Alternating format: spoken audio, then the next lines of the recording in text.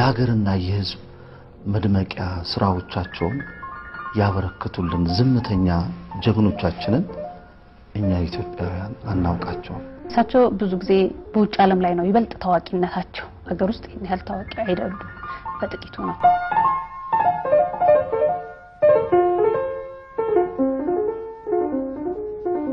በዓለም ስማቸው የኦብዳር ገብሩ ተብለው ይጠሩ የነበረ ሲሆን ከተማረ ቤተሰብ መገኘታቸው ጥሩ የትምህርት እድል ቢያስገኝላቸውም በወቅቱ በሀገራችን የቀለም ትምህርት ባለመጀመሩ ምክንያት ከሀገር ወጥተው ለመማር ተገደው ነበር። የመጀመሪያው ያው ስዊዘርላንድ ነው። በ8 ዓመቴ ቫዮሊን የጀመርኩት እና የመጀመሪያ ኮንሰርት በ10 ዓመቴ ነው የሰጠሁት። ያው ስዊዘርላንድ ለማሆይ ጽጌ ማርያም ገብሩ የመጀመሪያው የሙዚቃ መሳሪያ ትውውቃቸው ቫዮሊን ቢሆንም ውሎ ያደር ግን ለፒያኖ ያላቸው ፍቅር እያደገ መጣ።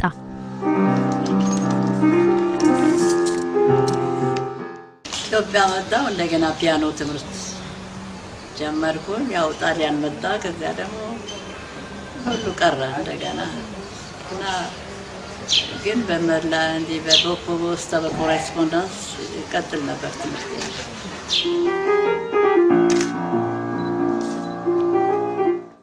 ሶሊታሪ አይሆንኩበት በልጅነቴ በ6 ዓመቴ እኔ ብቻ ነኝ ትንሽ ልጅ። ሌሎቹ ወጣት 10 ዓመት 16 ከዛ በላይ ነው የነበሩት እና ከዛ ጀምሮ ነው እንግዲህ ብቸኝነት። ያው አስተማሪ ብቻ ነው፣ ሞግዚቴ ብቻ ነች፣ አስተማሪ ብቻ ነው። ስዊዘርላንድ ከዛ ስንመጣ ያው ትምህርት ቤት ገባ አዳሪነት። ብዙ ኮንታክት አልነበረም ዘመድ ጋር። ከዛ በኋላ ከጣሊያን በኋላ ነው ፋሚሊ ጋር የተቃረብኩት። በተለያየ ጊዜ የሙዚቃ ችሎታቸውን የሚያሳዩበት እድል ቢፈጠርላቸውም በዚያን ዘመን ለዚያውም ሴት ሆነው ይህንን ያልተለመደ የሥነ ጥበብ ዘርፍ እንደ ሙያ አድርገው ለመቀጠል ከማህበረሰቡ ዘንድ ድጋፍ ማግኘት አዳጋች ነበር። እሳቸው በዓለም አቀፍ ደረጃ ታላላቅ ሚዲያዎች ሳይቀር የእሳቸውን የእጅ ስራ የእሳቸውን ጣቶቻቸው ከፒያኖ ጋር የሚያደርጉትን ፈጠራ እግር በእግር እየተከተሉ አቅርበዋልም። እነ ቢቢሲ ሲኤንኤን ሳይቀር ነው የእሳቸውን ስራ ዘግቦ ለዓለም ህዝብ ተመልካች አቀረበው። አስበረጅ የእስራኤል ቴሌቪዥን ሲያነሳ ፌመስ መሆን ትፈልጊያለሽ አለ። እኔ አልፈልግም፣ ሙዚቃው ብቻ እንዲድልኝ አልኩ። ፌመስነት ለወጣት ነው አልኩት። የሚያምረው ወጣት ላይ ነው።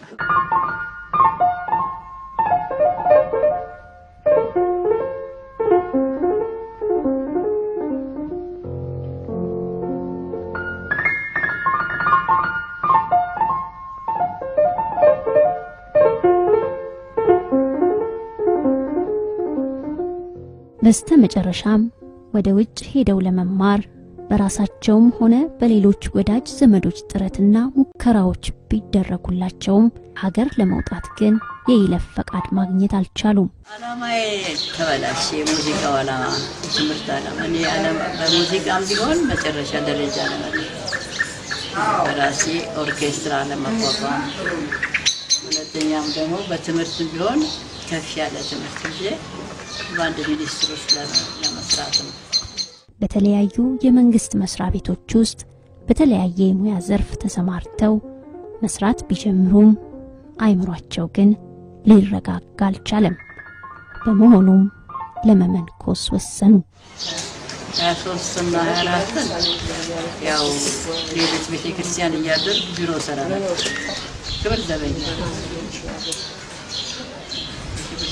ቢሮ ውስጥ የዋናው ዓላማ ሙዚቃ ነበር። እሱ ሳይሆን ሲቀር ያው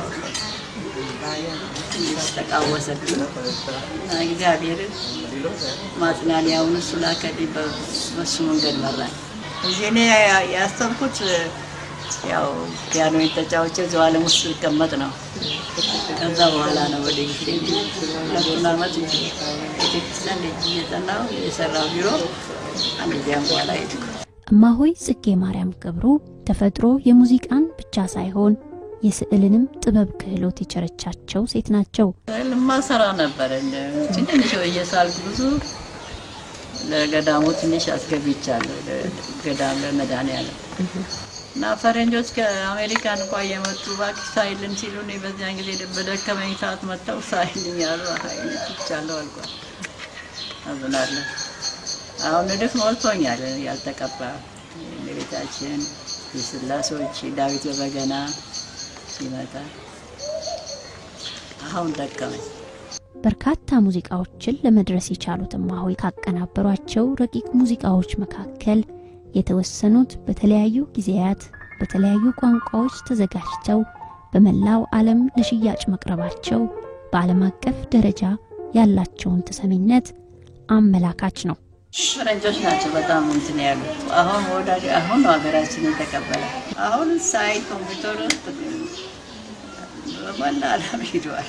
ሳተላይት ከነ ማንዴላ ጋር አውጥተውኝ ማንዴላ እና ሳንታ ቴሬዛ እና ሰው በጣም ገረመው። እኔ አላወኩም ነበር።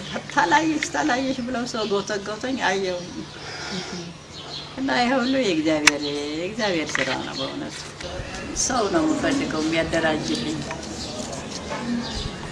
ብዙ አሉ ደግሞ በቶን ባንዱ አሁን ብዙ አገኘው። የድሮ ዜማዎችና የፒያኖ የሚተጫወቱት አሉና እነሱን ሁሉ በሲዲ ለማድረግ ወይ በሪከርድ እርዳታ ይጠይቃል። ገንዘብ እርዳታ በኪስ ገንዘቤ ነው ይሄን ሁሉ የሰራሁት። ያው ደግሞ እኔ ገንዘቡን ለራሴ አልተጠቀምበትም። የመጀመሪያውን ኢትዮጵያ 21 ለስላሴዎች ቤተክርስቲያን ዮርዳኖስ በጦርነት ምክንያት የፈረሰው ገቢው ለዚያ ነው በሙሉ። አሁን ይሄ ደግሞ ቪዥነሪ ደግሞ ለፋውንዴሽኑ ነው። ኢቲኤም ፋውንዴሽን ቪርጂኒያ ለተቋቋመው ለሱ ነው። አሁን የመጨረሻ መዝሙሩን የወጣው ለእመቤታችን ሰጥቻለሁ። የአማርኛ መዝሙር ነው። ሶንግ ነው። and I work for the Jerusalem Season of Culture. ከእማሆይ ጋር ላለፉት 6 ወራት ያህል አብረን ስንሰራ ቆይተናል። የተለያዩ የሙዚቃ ኖታዎቻቸውን ሰብስበን በመጽሐፍ መልክ ለማሳተም ተዘጋጅተናል። ከዚህም በተጨማሪ ከዓለም የተሰባሰቡ ታላላቅ ሙዚቀኞች በሚገኙበት ትልቅ ኮንሰርት ለማቅረብ በልምምድ ላይ ነን።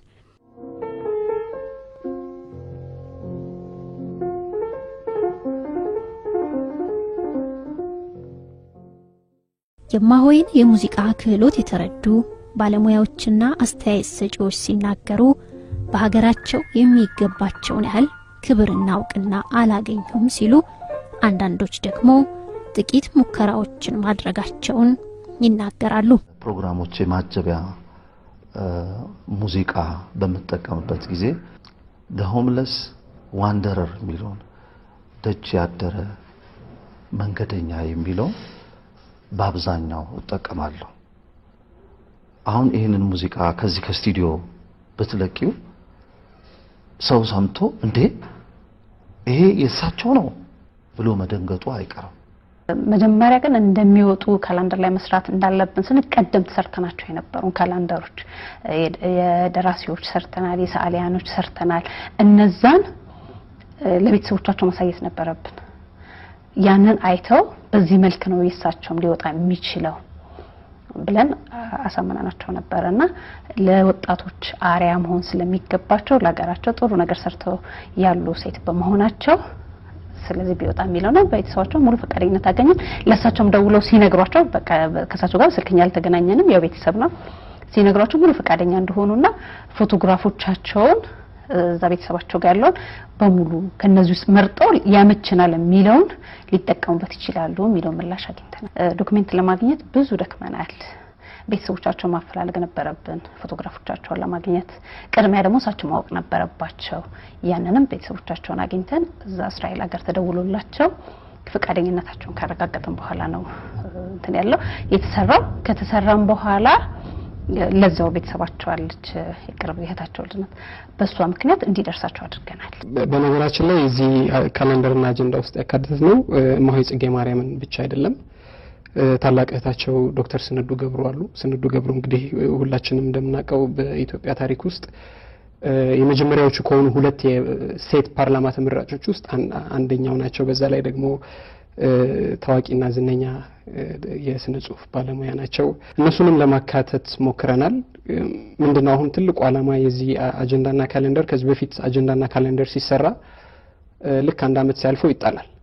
ይሄ ግን በሱ አይነት ወይ እንዲሆን አይደለም የተፈለገው። ልክ የዛሬ 10 አመት ያልተወለደ ልጅ ካሌንደር ሲሰራ ያልነበረ ልጅ እነዚህ ሰዎች ማን ናቸው ብሎ እንዲጠይቅ ነው። ኦል ዘ ታይም ግርግዳ ላይ ተሰቅሎ ስለማሆይ ጽጌ ማርያም እንዲያቅ ነው የምንፈልገው። ስለ ዶክተር ስንዱ ገብሩ እንዲያቅ ነው የሚፈልገው። ስለ እነሱ እንዲያቅ ነው የምንፈልገውና አንድ ይሄንን ካሌንደር ስንሰራ አንድ አሻራ ጥለናል። ኦል ዘ ታይም ይሄንን ካሌንደር ስናየው የትም ቦታ በሄድ አሁን አንቺም እንዳየሽው በቃ በጣም ደስተኞች ነን። ይሄንን ካሌንደር በመስራት እጃችን በመኖሩ እኔም እጄ በመኖሩ እዚህ ካሌንደር ውስጥ ደስተኛ ነኝ በጣም። ስለሳቸው ብዙ የተወደሰ ነገር የለም። ስለዚህ እንዲህ አይነት ሰው ሴት ነበሩ ወይ በዛ ጊዜ እንደዚህ አይነት የሰሩ ሰው ነበሩ የሚል ነገሮች ከብዙ አቅጣጫ አናቃቸውም ነበር። አሁን እዚህ ካሌንደር ላይ ከወጡ ወዲያን ያወቅናቸው ለደማሪዎች ህፃናቶች ወይ ሌሎች በሙሉ አሪያ ይሆናሉ ጥሩ ነገር ነው የሰራችሁት የሚል ምላሽ ከብዙ አቅጣጫ መጥቷል። ብዙ ጊዜ ማነሳነጥዋለች መስራት ጀግንነት ነው። ማድነቅ ደግሞ መሰልጠን ነው።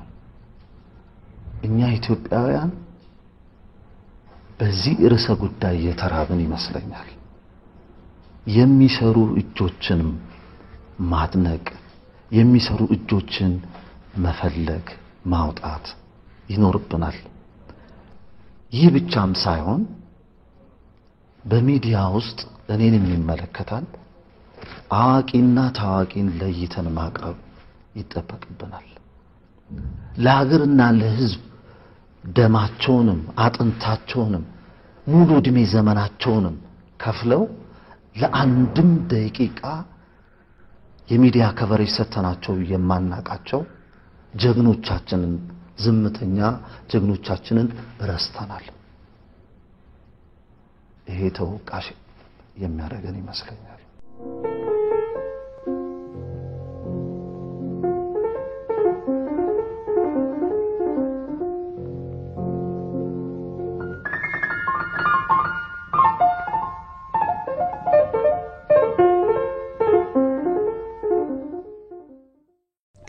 ያለፉትን 30 ዓመታት በመንኩስና የተቀመጡባትን ቅድስቲቷን ከተማ ኢየሩሳሌምን ትተው የመውጣት ህልም ባይኖራቸውም የልጅነት ትዝታዎቻቸውን ላሳለፉባት ሀገራቸው ግን አሁንም በጎውን ይመኛሉ።